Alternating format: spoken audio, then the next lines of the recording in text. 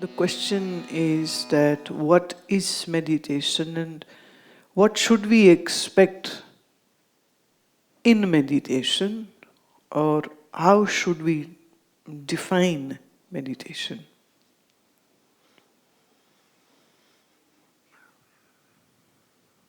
First, let me say what is not a meditation. Then we'll come to what is meditation. Closing your eyes and sitting for a long time is not meditation.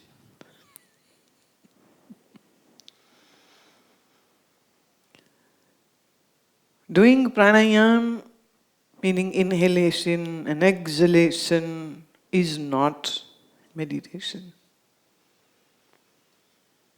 And I know worldwide people are paying loads of money to learn meditation, and in name of meditation, they are taught some breathing techniques. Sitting down and doing your mantra is not meditation. So doing mantra with your closed eyes, with a rosary bead or without a rosary bead, is also not a meditation.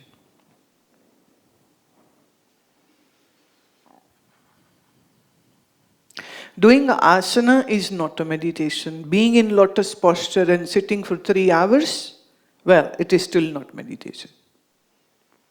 Or hanging upside down from a branch of a tree is still not a meditation.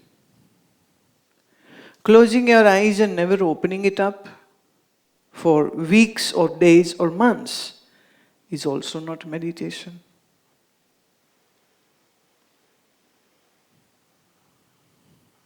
Then now we come, what is meditation? Meditation is like a fruit.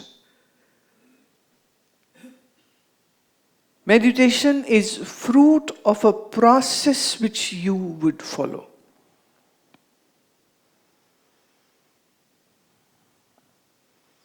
Meditation is not a technique which you can learn and do.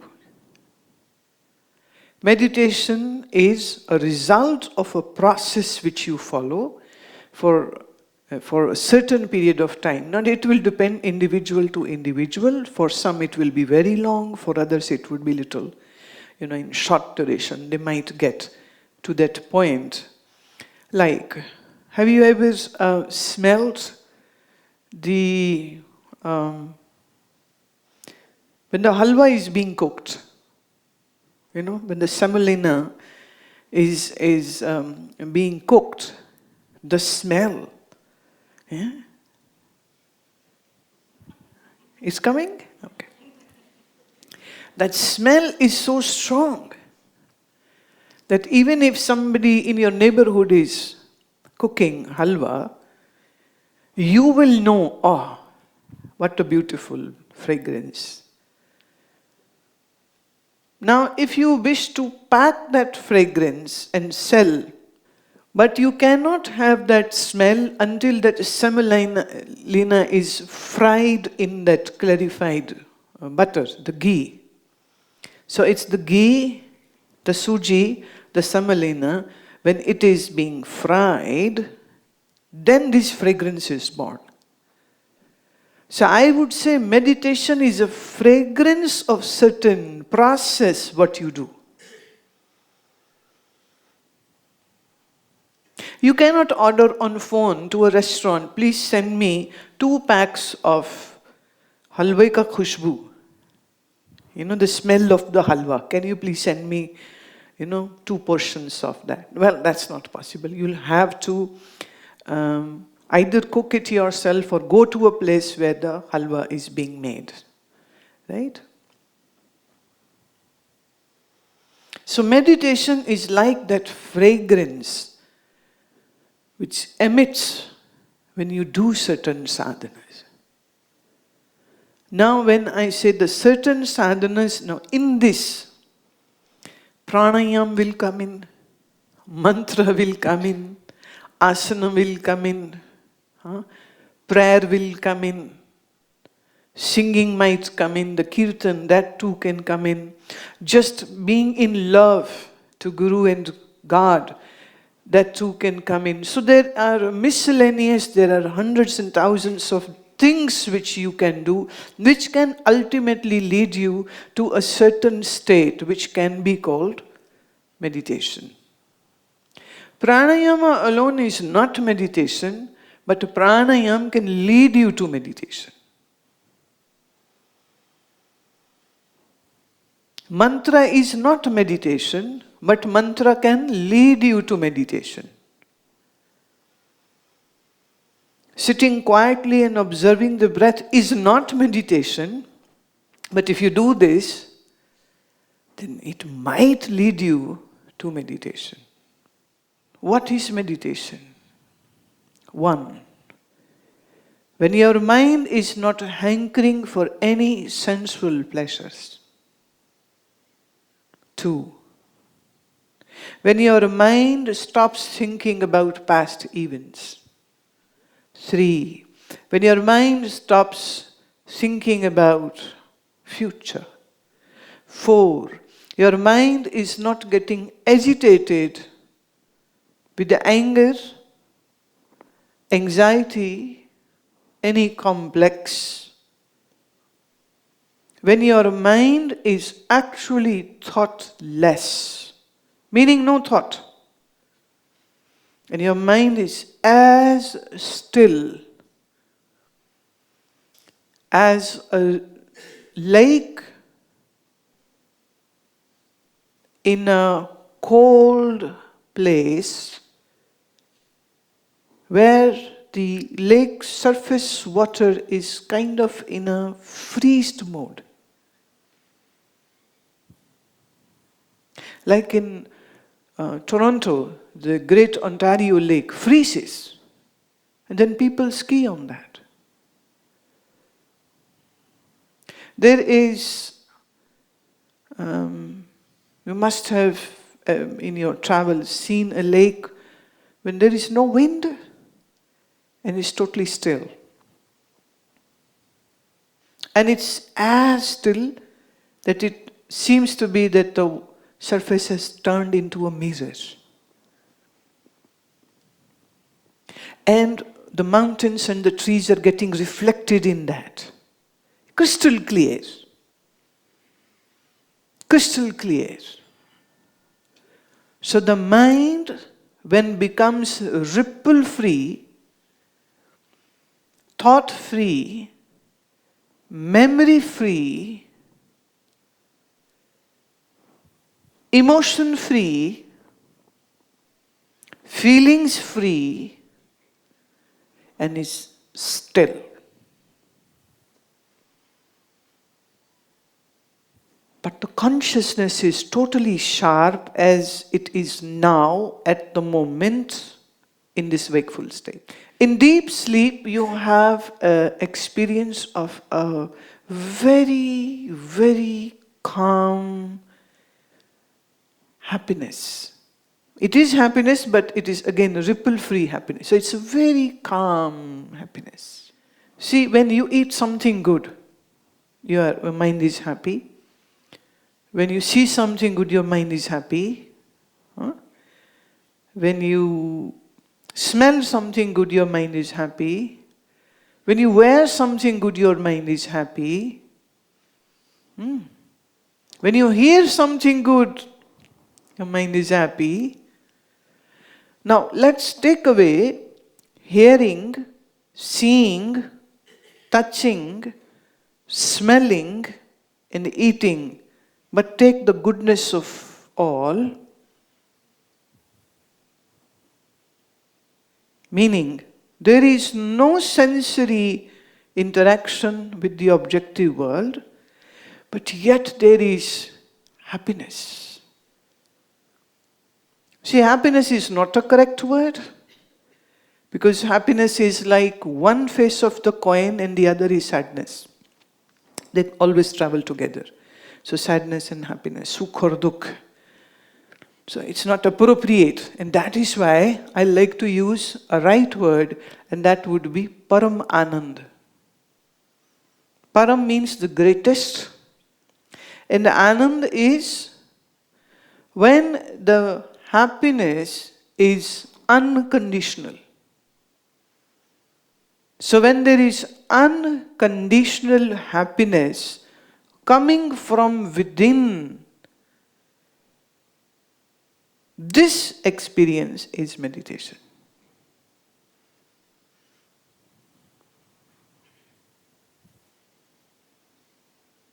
There is no thing over there. No thing over there. See, in English the word is nothing. So if we divide it into two parts, then it will be no thing.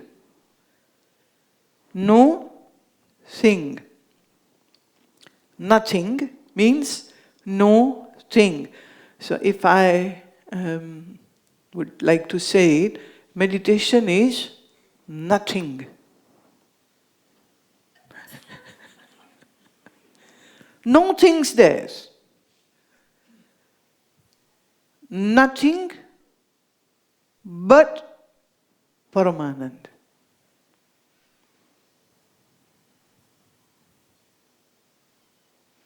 See, all the joys which you have now are coming from something, not from nothing.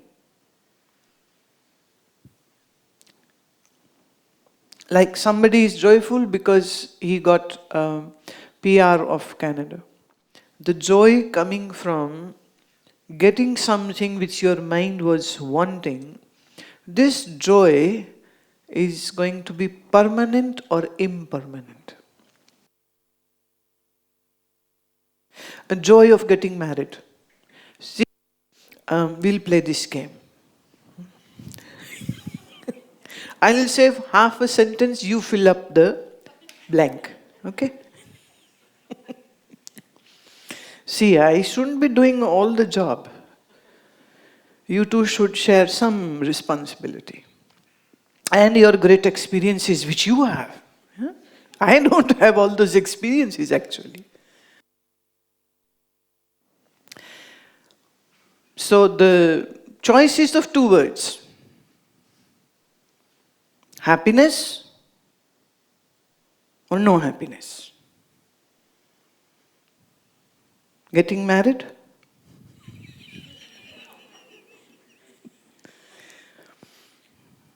Okay, I'll make it little softer for you.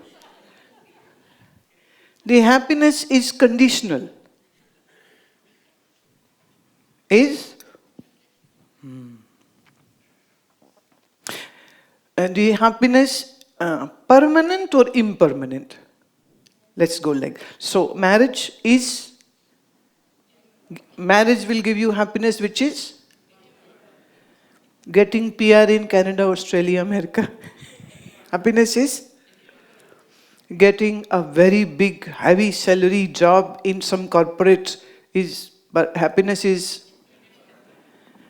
getting children born in your, joy is getting a Bugatti car. Joy is becoming President of United States of America.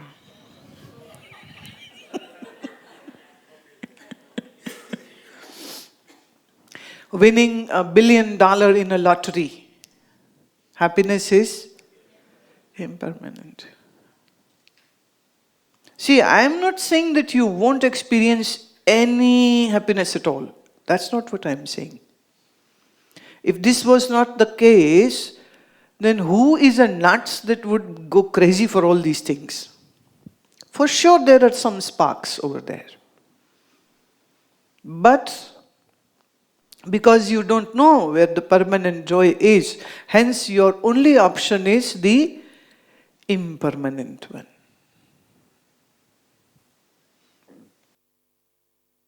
And meditation is having an access to a permanent joy.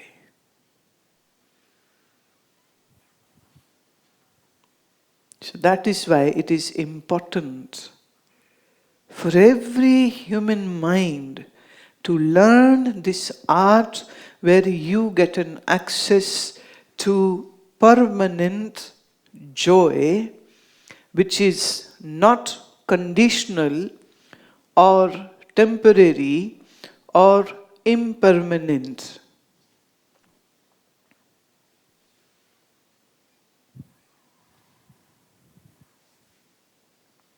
So this is something which can be experienced only then when you begin to train your senses properly and you begin to use your wisdom properly. Usually we don't use our wisdom. We just use our urges. Urges. And the biggest urge, if I have to categorize, then it will be just 3. Food, sex, and sleep.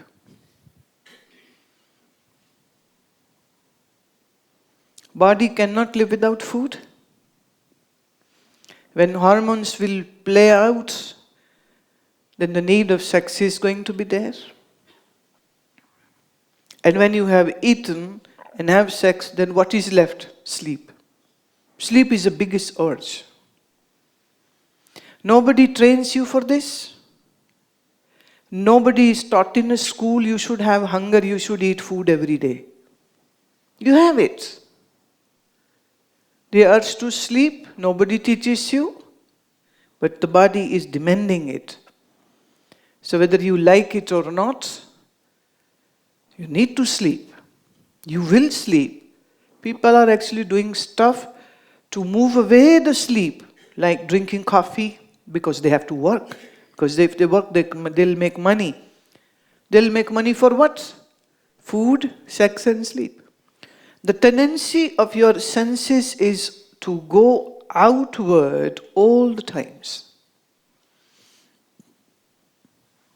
Shri Krishna says, Indriyanam hi charatam yanmano anuvidhiyate tadasya harati pragyam vayurnavam avivambhavasi. Your senses are always busy in traveling out to the objective world. Always. And when you can't have those objects, then your mind ponders and thinks about them. Or fantasizes about them. But this trend of your senses to go outward is actually stealing your wisdom. Harati pragyam. Harati means to steal. Pragyam means your wisdom. See, this is a very dangerous trait of our senses. Our senses are always hoping to have the objective interaction and have the happiness out of it. But this is taking away, is stealing away your wisdom. And because of this, you are losing the opportunity to move inward because you have already lost your wisdom.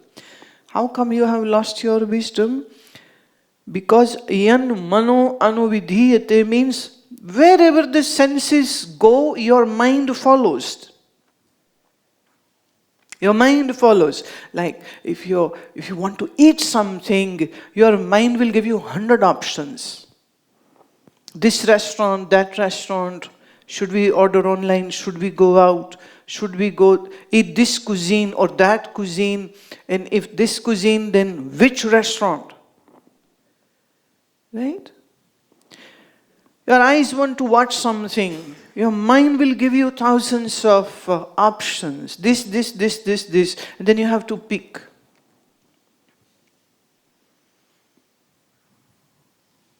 So mind is following your senses.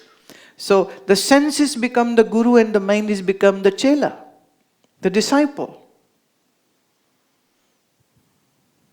Whatever your senses demand, your mind is going to follow that, and the mind which is following the senses and is moving out in the external world, where is the chance for this mind to be quiet or to be still? Now let me say this thing in another way. Bhagwan, Paramatma, God is not outside somewhere. But let me tell you this. Lord is not outside of you. Lord is right there where your mind is. Or should I say, the cosmic super consciousness is the base of your mind. Are you getting the word base? The foundation. See, mind's seat is on this foundation. If there is no foundation, then I cannot place the chair anywhere. So your mind is on the foundation of God.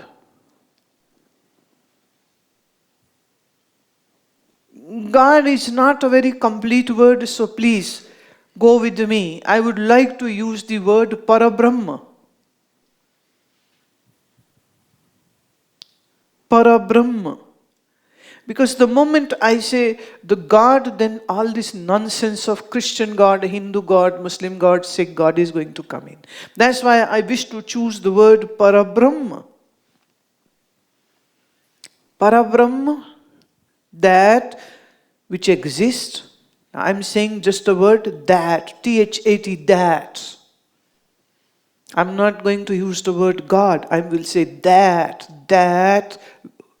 which. And I'm not saying who. Because the moment I say who, it will be male or female. Who? Who is for some gender defining.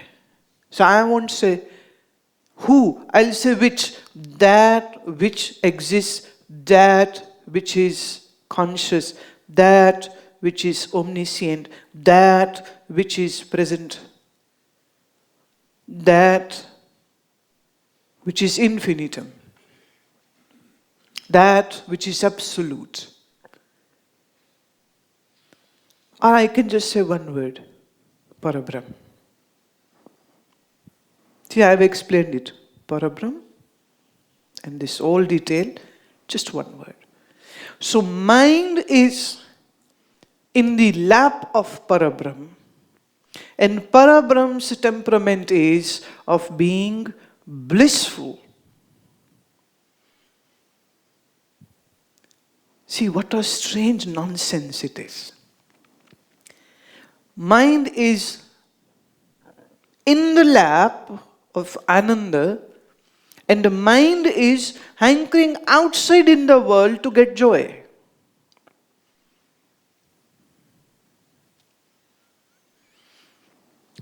I'll give a very simple example. If you don't have sugar in your home, and you want to drink a cup of tea, what will you do? And stores are closed. Right? And no online service is possible. I'm cutting out, all the scenarios where you can say, I'll do this. No, I'm saying there is no way, and the only way is that you knock at your neighbor's door and borrow some sugar. Right? But say if you have sugar in your home, would you still go to your neighbor to knock the doors? No. Would you still order it online? Would you go to a store for a sugar which you already have? It seems stupid, right? Okay, my direct question, are you stupid?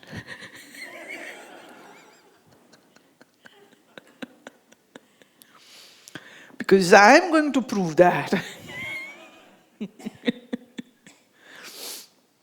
The foundation of the mind is Parabrahm, and Parabrahm is ever blissful, and yet your mind is hankering in the world for small specks of joy and happiness. So who is stupid?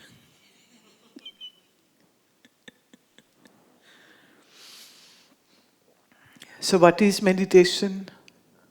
Where now you know where the real joy is and the permanent one, and your mind stops hankering for objective world. No person, no thing, nothing. See how important this word is, nothing. And actually what it means is no thingness. Meditation is getting the joy out of nothing.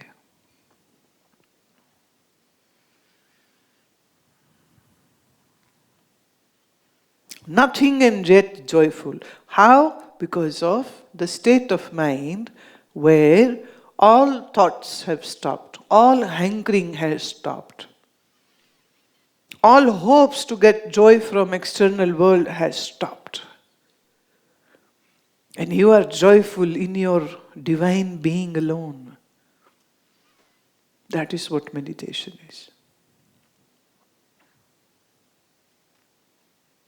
How foolish it is to say that just doing some breathing techniques, this will lead you, this is meditation. That is not meditation. Now, you may learn certain techniques to do. But if your mind is still hankering for the external joy, would your mind experience any stillness within? Without wisdom, whatever you might do will not lead you to a total joyful state. Without wisdom, you might do all the mantra jap and yet you remain a fool. I have seen such fools, many of them.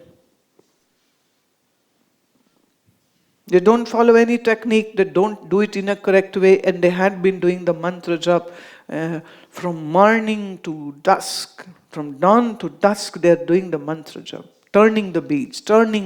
Walking, they are turning the beads. Taking a bath in the mind, they are still doing the mantra.